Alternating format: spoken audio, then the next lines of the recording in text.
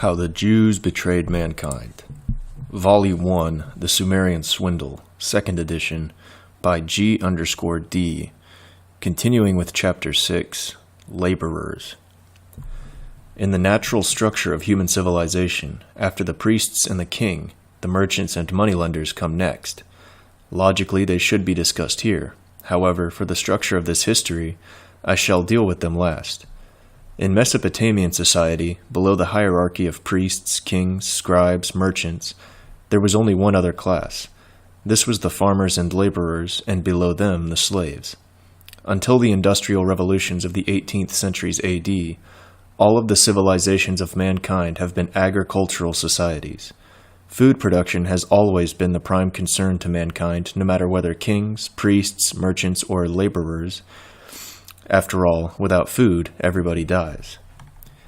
As irrigated agriculture revolutionized the living conditions of Sumerian civilization, the excess food that was made available gave these people the leisure time to expand their genius into all of the newly discovered areas of a civilized life.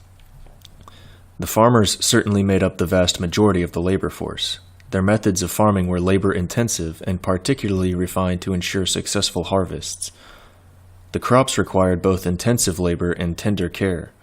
What care that was provided tended to be on the side of excess work rather than allowing for any negligence of labor that would result in a less than optimum harvest. The merchants and landowners had much to do with these laborious methods as they strove for the highest profits. But the specter of starvation gave the greatest incentive to everyone's labor. As civilization progressed and the villages turned into towns and then into cities, labor became more specialized. Cuneiform lists of occupations tells us how complex society was in those ancient times. Carpenters, fishermen, potters, masons, metalworkers, weavers, fullers, gem cutters, jewelers, painters, perfume makers, beer brewers, farmers, shepherds, stonemasons, laundrymen, goldsmiths, boatmen, leather workers, shoemakers, confectioners, bakers, oil pressers, brick makers, basket makers, mat makers, blacksmiths, coppersmiths, millers, fowlers, canal diggers, and sheep shearers were among the multitudinous trades that composed Sumerian society. 1/5 of the entire labor population consisted of craftsmen busily producing the products of their trade, while the remainder was the farmer and laboring classes.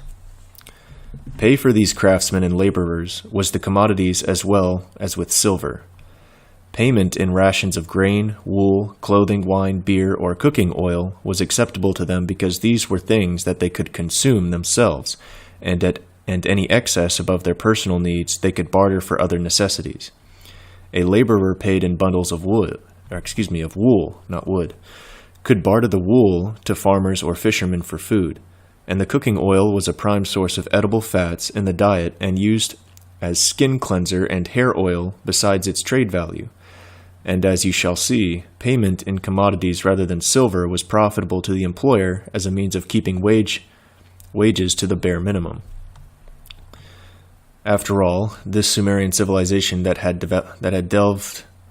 devolved into a have or have-not system, just like in modern times, could not exist without the haves getting for themselves the wealth and labor of the have-nots.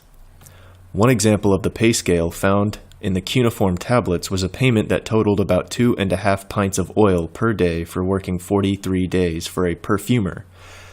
Not even the worker's entire family could eat 2.5 pints of oil per day, so this was certainly used not just in cooking but also in barter. And since work days were from dawn to dusk, the perfumer certainly got his money's worth from hiring 2 men for so little pay. In the earliest days, wages in Sumeria were high, but as the Sumerian swindle worked its evil, wages throughout Mesopotamia became increasingly depressed as wealth was ruthlessly monopolized by the greedy awalum, or haves. Furthermore, as the poor became poorer, the natural division of society into 4 classes of priests, kings, merchants, and farmers became synthetically amalgamated into just the 2 classes of the rich and the poor, the haves and the have-nots. And it was the haves who set the wage scale based upon a subsistence minimum that was required to feed a worker and his family just enough to keep them alive and working, but not based upon a fair wage. Such a reduction in wages was perpetuated by cheap immigrant labor being one of the tools of the awalum, haves, for swindling the muskinum, have-nots, out of their property. In the earliest years of their frauds, the bankers could hide their thievery behind the numerous successful awolum, haves, who still had property and wealth. The few who fell into debt slavery were a minority of the population. Thus, the innate evil of lending for profit remained hidden from both the rich and the impoverished. However, through the astronomically inexorable calculations of interest on a loan, especially compound interest, more and more of the population fell into debt, and then into foreclosure, and then into poverty followed by enslavement. As the numbers of these unfortunates grew, more and more of the population began to notice the great inequality of wealth in the hands of the moneylenders. The Sumerian swindle began to be noticed for the larceny that it is, and the people began to question why it is that the bankers and moneylenders have so much while the people are homeless and starving. But from the earliest times, while the Ubaidian moneylenders were selling their confiscated farms to the newly arriving Sumerians, the Sumerians accepted the system just as it had always been. They did not question why the people were so poor, because they were intent upon acquiring the good deals and the foreclosed lands of the native populace for themselves. Once they had purchased the foreclosed properties as the new landowners, the Sumerians accepted everything that had given them their start, including the swindle of lending at interest. But the new arrivals themselves became entrapped from the very first day. By accepting the Sumerian swindle as a legitimate part of society, they allowed the moneylenders to wrap their tendrils of the swindle around them. 2. Inevitably, over time, and percentages on the loan, the have-nots among them fell into debt, foreclosure, poverty, and slavery, and they too began to question the strange and puzzling fact that the bankers and moneylenders always obtained the entire wealth of the entire nation without working for it. As more and more of the people began to reason among themselves and search for an equitable solution to the problem, the bankers and moneylenders used secret fraud number 11 to dispossess those people and once again give the lands and the country over to some foreign entity. Dispossessing the people brings wealth to the dispossessor, yielding the greatest profit for the bankers when the people are impoverished.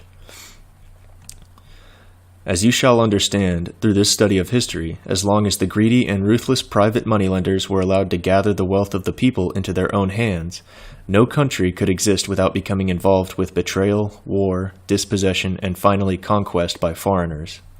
And the cycle was then repeated because it had always been here.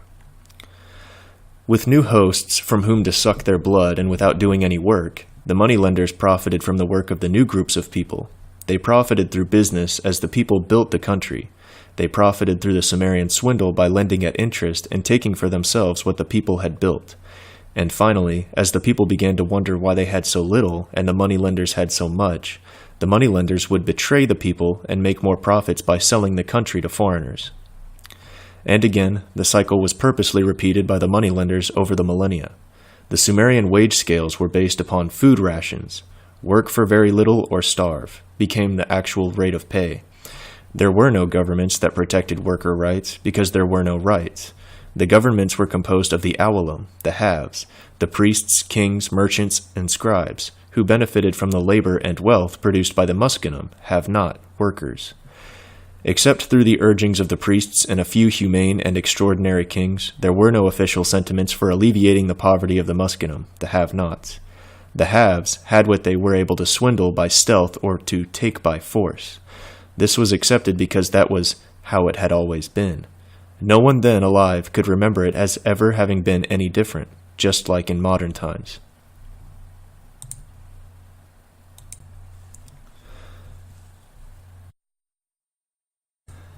Continuing with Chapter 6. Slaves.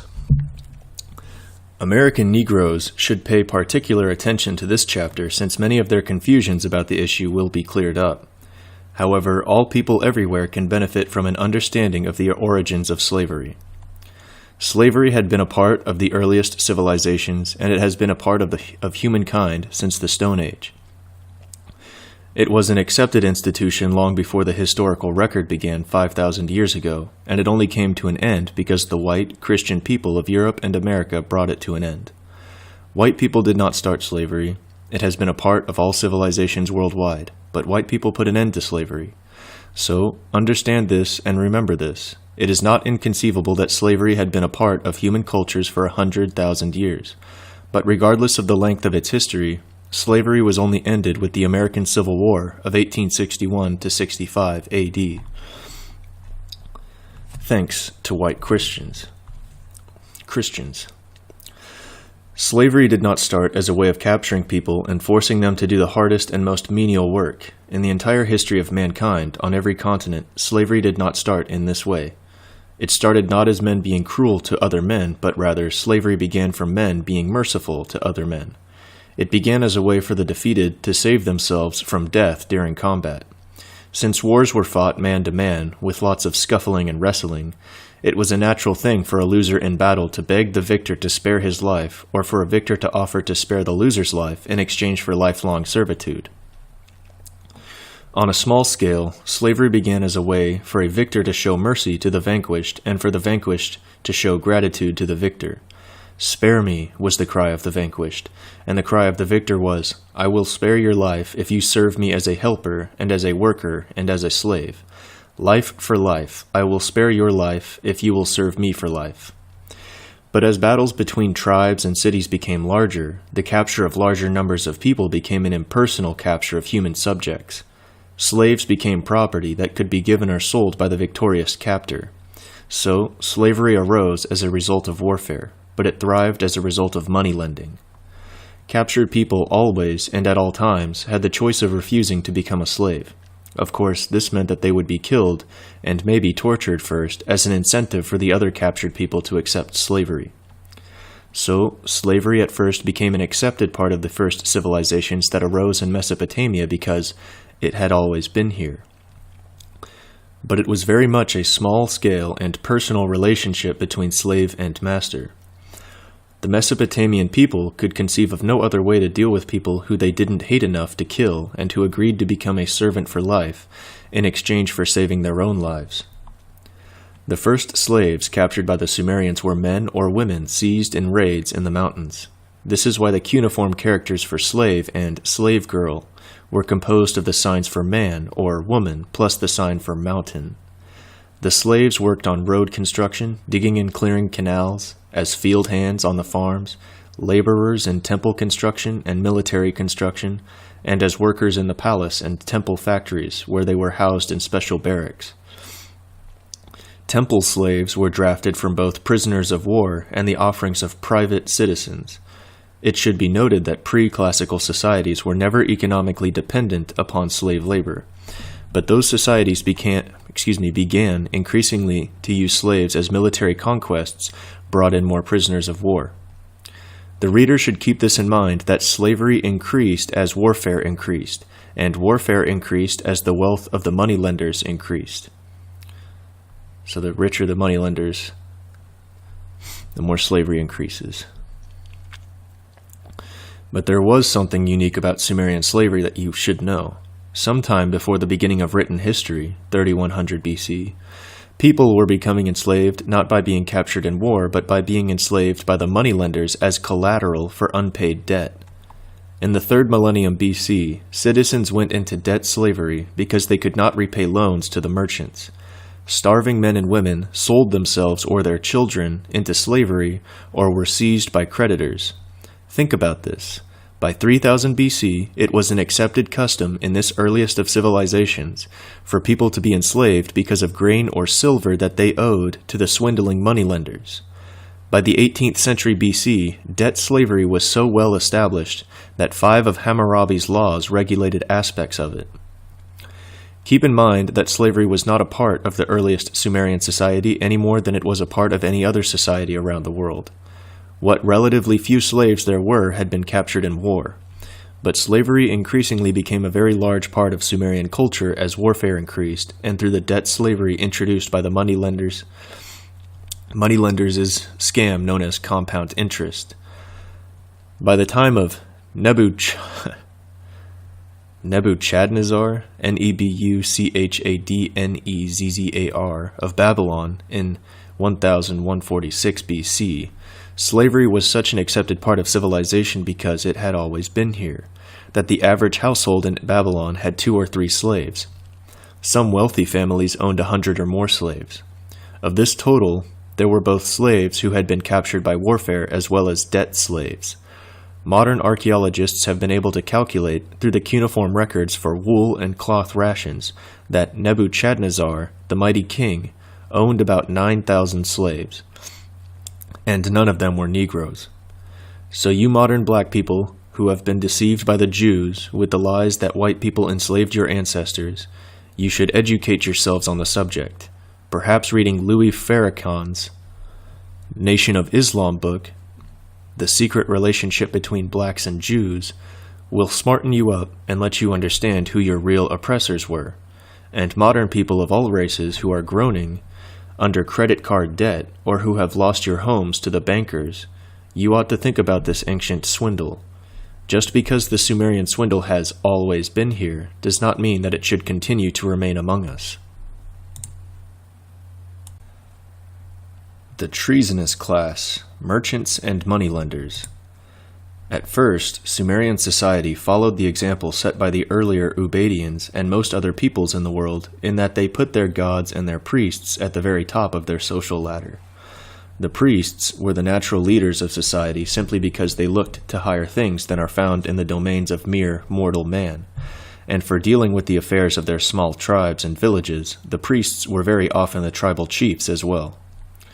But the increasing complexity of the agricultural society that was arising in Sumeria made it impossible for the priests to serve the gods and to also lead the worldly affairs of civic administration. Dealing with lawsuits and squabbles over water rights and thousands of petty cases of civil disharmony were not the subjects upon which priests wished to concentrate their time. Also, the priests practiced long periods of fasting, prayer, and meditation that required them to remove themselves farther away from the ordinary people in order that they could grow closer to the gods. It was vitally important to know the will of the gods. The priests could pass along this intelligence to their people, but only if they were closer to their gods and cloistered away from their people. So, for the day-to-day administration of society, a leader who could concern himself with the 10,000 details on a daily basis was required.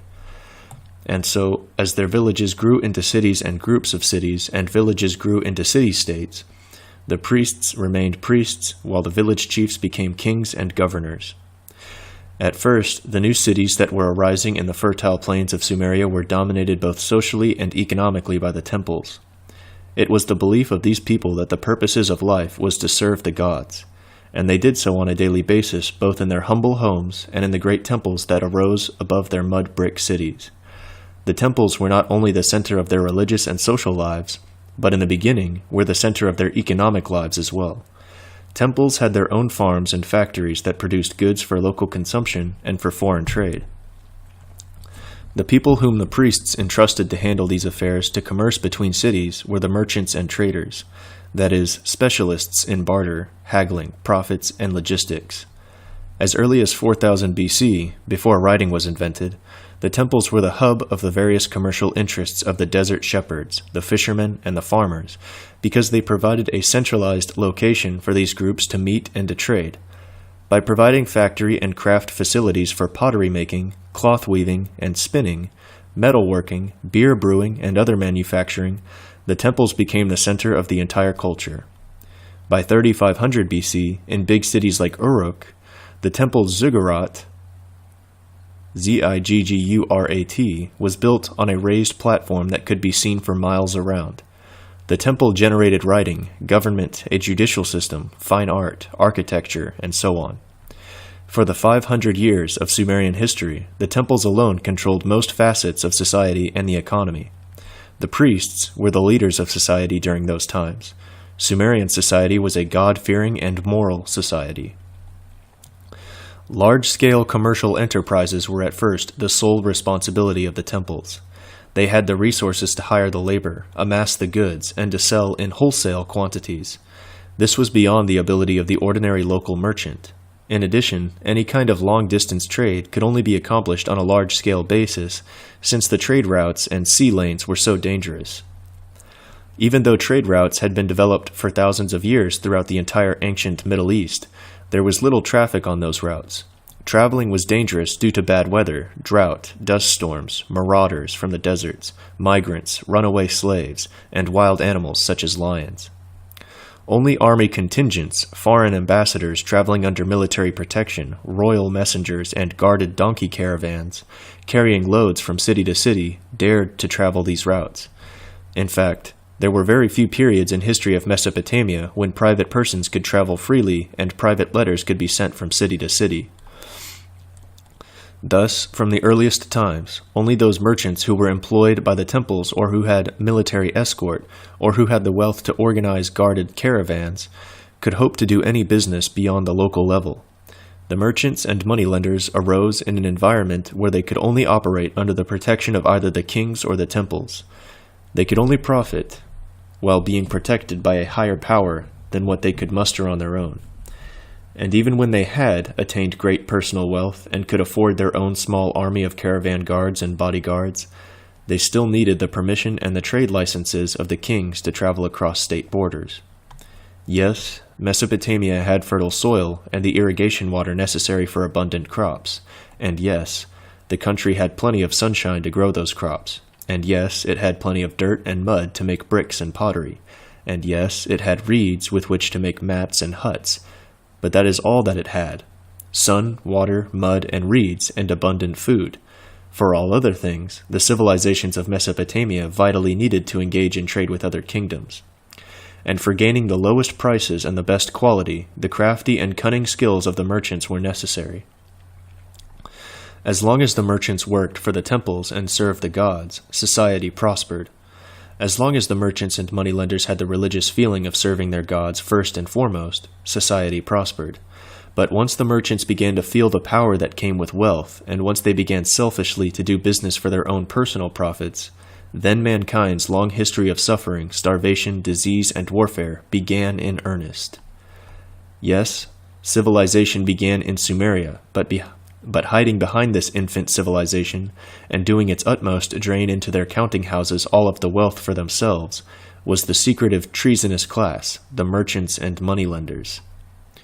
But because these swindlers at first grew in power rather slowly as civilization advanced, their deleterious effects on society were not noticed any more than the effects of a tapeworm are noticed by its host. Yes, the businessmen and moneylenders helped society to increase in material wealth, but only for their own benefit. Never for any altruistic reasons such as might be expected from the kings or priests. Those of you who are observers of modern society in the 21st century AD can see some similarities between what the ancient Sumerians had with what we have today, that is, a society composed of the haves and the have-nots. We should not make the same mistake that the Sumerians did in believing that this situation is natural, even though it has always been here. We have more experience with history than they had, so why are we continuing to make the same mistakes of civilization that they made? Because the treasonous class profits from those mistakes and does everything that it can to increase their profits by prolonging the sufferings of mankind. They keep the Sumerian swindle a secret even into our modern times. The Awalum, haves, alone had the obligation to pay taxes to the state and to perform military duty, and they could bequeath property to their heirs. It is not necessary that they were all super rich because, again, wealth is relative. The only necessary requirement for these people to be recognized as belonging to this high social group of freemen and gentlemen was that they were not in debt to anyone or in servitude to anyone. They were the haves. They had, they owned, they collected payments and rents, they bought and sold, they loaned, but they were not in debt. Debt was for the have-nots. Muskinum, have-nots, is an Amorite term, literally meaning the one prostrating himself. Whenever the Muskinum, have-nots, appeared in relation to the Awalum, the haves, the freeman or citizen, the status of the Muskinum, have-nots, was always inferior. The Muskinum, have-nots, often served at the palace in exchange for rations or land allotments. Numerous legal provisions may have been necessary in order to identify the Muskinum, have-nots, with the palace because he was not protected by customary law. After 1500 BC, the word Muskinum, have-not, appeared in texts with the connotation of the poor. With this meaning, Muskinum made its way into Hebrew, Aramaic, and Arabic, and much later into the Romance languages, namely French, as mesquin, or petty, and Italian, meschino, or petty. So, Even though the Muskenum, have-nots, were not slaves, they were servants. And to whom were they servants? To the Owlum, the haves, to whom they paid obeisance, and bowed down and offered their payments for loans. Perhaps they did not owe money to the Owlum, but they farmed the land for the Owlum as tenant farmers. They plied the boats of the Owlum as boatmen and stevedores. They served in the palace of the Owlum, and they were paid for their services with food and clothing. This payment in food and clothing kept them alive and clothed, but was never enough for them to advance themselves into the society of the haves. They were the paid servants and the employees of the Owlum, the haves, or they repaid their debts by working for free. This is why secret fraud number 5 of the Sumerian Swindle is, the debtor is the slave of the lender. Those of you who have ever sold off some of your valuable and precious possessions in the panic-stricken attempt to raise cash to pay credit card and mortgage bills before they accrued late payment fees know from experience how you have been a slave of the moneylenders. But it was worse in Mesopotamia. In those days of 3000 BC, slavery was an ordinary part of life. A poor farmer, fully expecting to make a profit and fully confident that he would be able to pay back the loan and the interest, would place as guarantee of the loan his wife or his daughters or sons. But the moneylenders of Sumeria usually charged 50% interest compounded, so getting out of debt was extremely difficult. A farmer would have to work very hard in the hopes of a bumper crop. Because of the Sumerian swindle, the moneylender...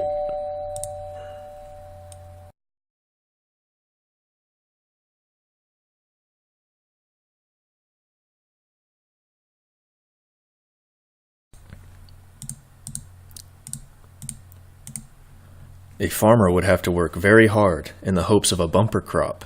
Because of the Sumerian swindle, the moneylenders were not only parasites, but also slave drivers and brothel owners and pimps. They became the owners of the land and even the owners of the very lives and bodies of the people through no other reason other than that they were swindlers and frauds. They knew the secret of the Sumerian swindle and kept it hidden from their fellow men.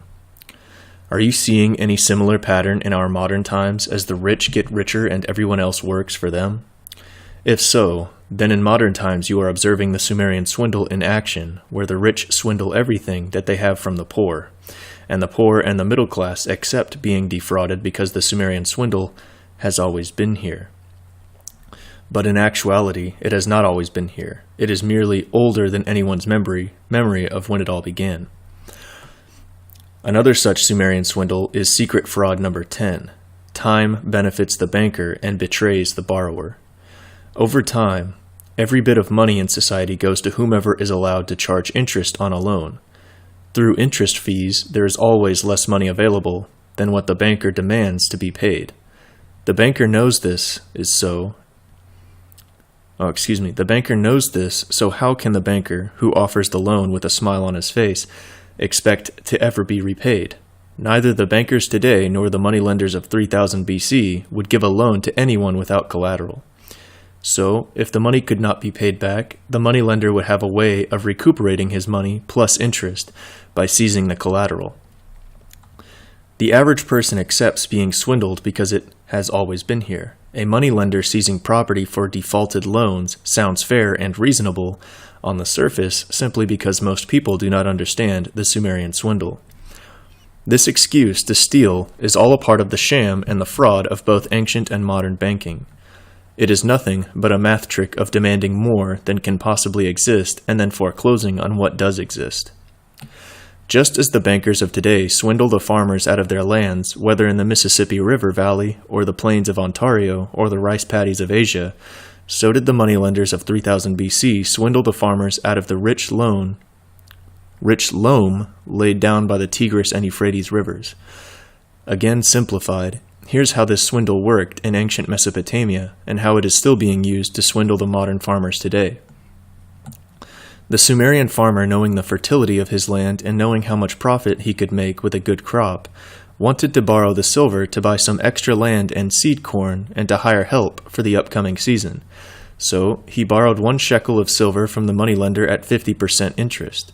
As collateral, he put up the land that he owned, and a merchant who needed to buy goods to sell so that he could travel up the Euphrates to trade in the little river towns there also needed to borrow 1 shekel of silver from the moneylender.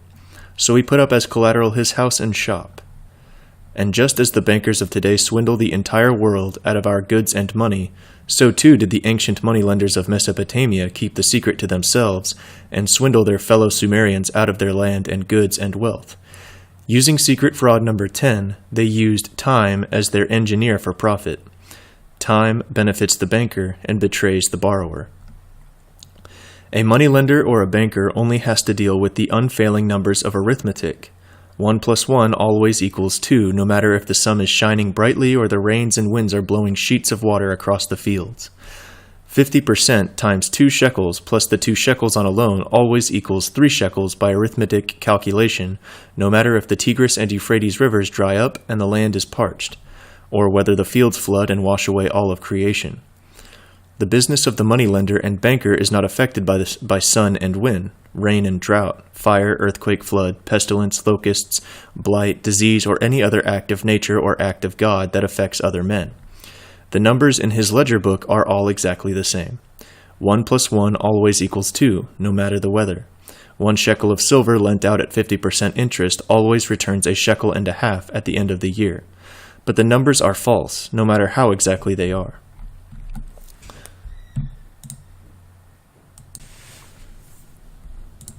Whether the year was one of prosperity or disaster for the people around him doesn't matter to the moneylender. For the moneylender, the arithmetic never changes.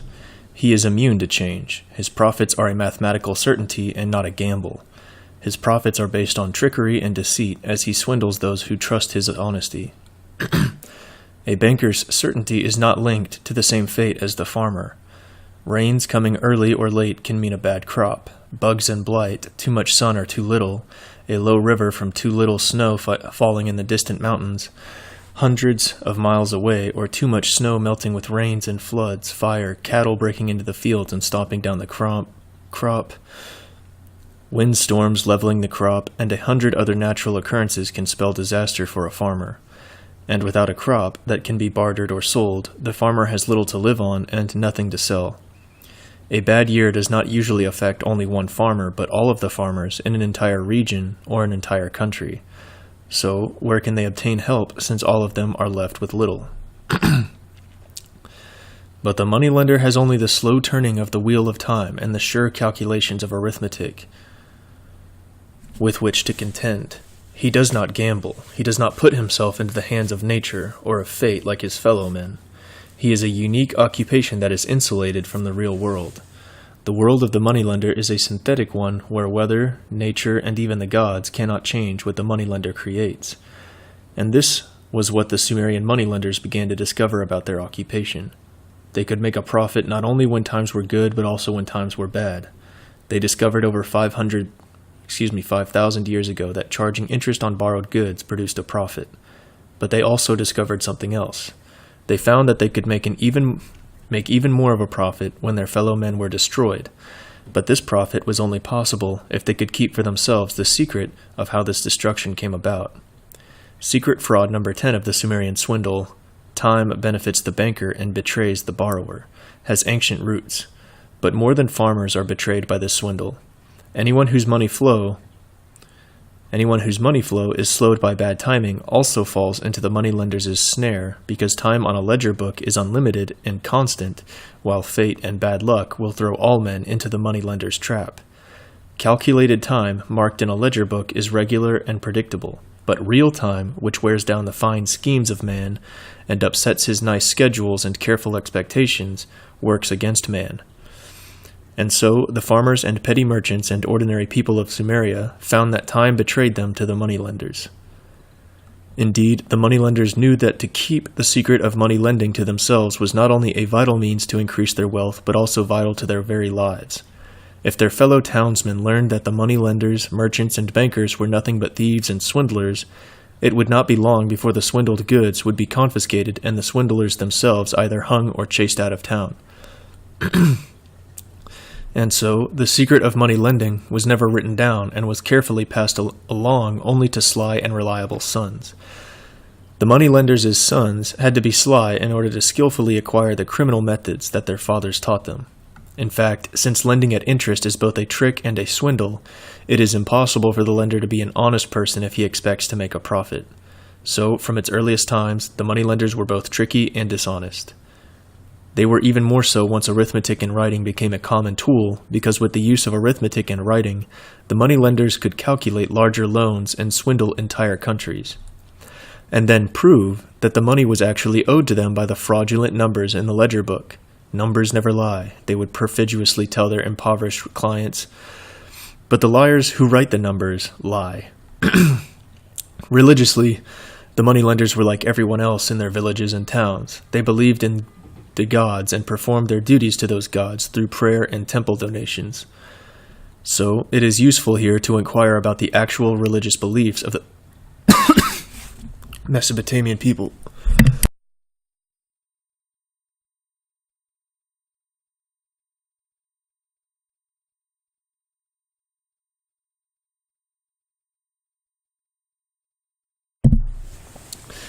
The gods in Mesopotamia... Excuse me. The gods in Mesopotamia were very much local in nature because they were believed to reside in certain cities and in certain places. Each city had its own god as the primary protective deity. There were both supreme gods and lesser gods, but all of these gods were powerful and worthy of man's devotion. Regardless of the variety of gods, the Mesopotamians had a common belief in a common origination of both gods and men. Their creation stories began with an abyss, or a void, from which the waters of the earth and the immensity of the sky were created out of nothing.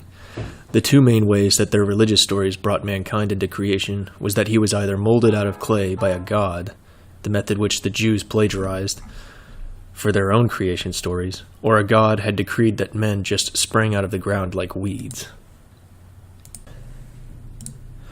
Regardless of which story was accepted as true, the purpose for the creation of mankind was believed by all of the people of Mesopotamia to be for the same reason. Man was created by the gods to serve the gods. As servants to the gods, mankind walked a holy path throughout life.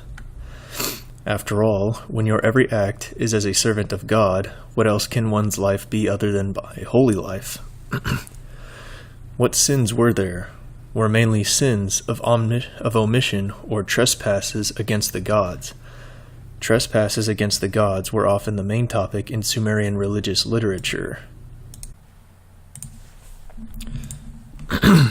By the end of the 2nd millennium BC, the text Surpu, S-U-R-P-U, listed 200 acts and omissions as sins, including not speaking one's mind, causing discord in the family, neglecting a naked person, and killing animals without reason. Can you see the great humanity and religious worthiness of those ancient people? Although the gods punished the sinners, they also forgave them. But if the gods refused to forgive the sinner, that person could not be helped. The list of sins were based upon service to the gods, but since those early people were still inventing civilization, what they considered to be sins against their fellow man was still in the formative stages. So, there was a lot of leeway for sinning against one's fellows, since there were so few religious constraints to prohibit such. What was practiced as religion in Mesopotamia gave the moneylenders the freedom to make full use of their usurious and ruthless proclivities. There was no hereafter for the Mesopotamians. When they died, they did not look forward to a paradise in heaven or rebirth in another life. To them, their grave was their only future, and any life in the underworld was not something to look forward to enjoying, because in the gloomy underworld there was no joy. This belief gave them all of the incentive that they needed to enjoy the life that they had and to make the most of whatever opportunities the gods bequeathed. The moneylenders followed the same ideas towards their gods as everybody else. As the priests advised, quote, Daily worship your God with offerings, prayers, and appropriate incense. Bend your heart to your God. What befits the office of a personal God are prayers, supplication, pressing the hand to the nose as greeting shall you offer up every morning. Then your power will be great, and you will, through the God, have enormous success. Doing their duty to their god meant offering food and drink to the image and then going about their daily business. Thus, the moneylenders could feel good about themselves as they offered up prayers to their gods in the morning and dragged a farmer and his family off of their land in the afternoon.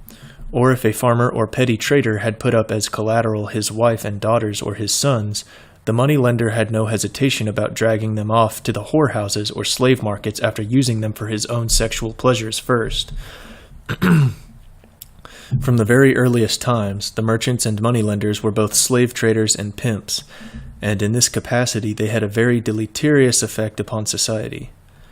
After all, in a society where there are men who own slaves and prostitutes and who want to profit from them, it does not take long before these men are able to reduce large portions of the population into a debauched lifestyle.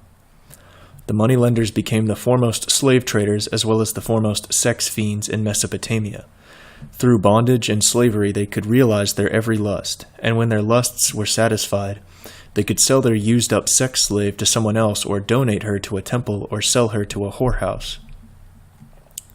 By the 2nd millennium BC, the Sumerian goddess Inanna, who was of lesser import in the Sumerian pantheon, came to be called Ishtar, and the most widely worshipped Babylonian deity.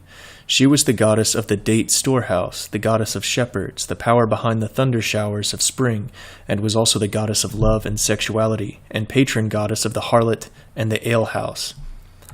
That Ishtar, the goddess of whorehouses and booze halls, became the most widely worshipped deity among the Babylonians, was because the moneylenders had made her so. Over the centuries, as the bankers and moneylenders acquired wealth and slaves, they also became the owners of brothels and wine shops. Banking, brothels, and booze all made them ever wealthier and increased their influence over the people whom they had debauched. After taking his farm, his wife, his children, and his self-respect, the moneylenders could still wring a few grains of silver or hours of labor out of the drunken farmer who staggered miserably about in the moneylenders' beer halls, digging ditches for his beer or doing odd jobs for his bread. But there was also the matter of justice, because the sun god Shamash could see everything in heaven and on earth with his gleaming eye. Then Shamash was naturally the god of justice, and with this sun god, all of the world could be brought to justice. So, men who had disputes with anyone could bring their disagreements to the town elders, or to the king for resolution before the gods. Men who felt cheated by the moneylenders could ask for justice, but justice seemed best served by those who could afford to buy it. This is true in modern times. 2, simply because we accept a variety of legal fictions foisted upon us because they have always been here. One thing that has always been here is the injustice of what the moneylenders create. The people could never, ever get justice from the thieving moneylenders. Could never get justice from the thieving moneylenders. In Sumeria, the god of the Tamkarum, merchant moneylenders, was not the god of justice, Shamash, the sun god. The god of the moneylenders was the moon god, Sin, who began his day in the evening after the sun had gone down. The evening and the morning is how the Tamkarum merchant moneylenders counted their days, the same way the writers of the Old Testament counted their days. As the farmers were dispossessed of their lands and the laborers were defrauded of their wives and daughters, the Sumerian religion changed in its philosophy. When righteous men fell into poverty and families were destroyed, even as the wicked moneylenders thrived, the simple piety of the people led them to the false conclusion that it was the work of the gods rather than the machinations of evil men. The actual cause of their loss and suffering, the Sumerian swindle itself, was not recognized for what it was because this simple secret was so carefully concealed by the moneylenders. It was their source of wealth and power, and they were not about to divulge it to anyone other than their trusted sons. By the 2nd millennium BC, so many people had been defrauded and enslaved and their lives destroyed by the Tamkarum, merchant moneylenders, that the problem of the righteous sufferer became part of the Mesopotamian religious consciousness. 2 main works, the poem of the righteous sufferer, what the rabbis plagiarized when they wrote their Book of Job, and the Babylonian Theodicy, Theodicy,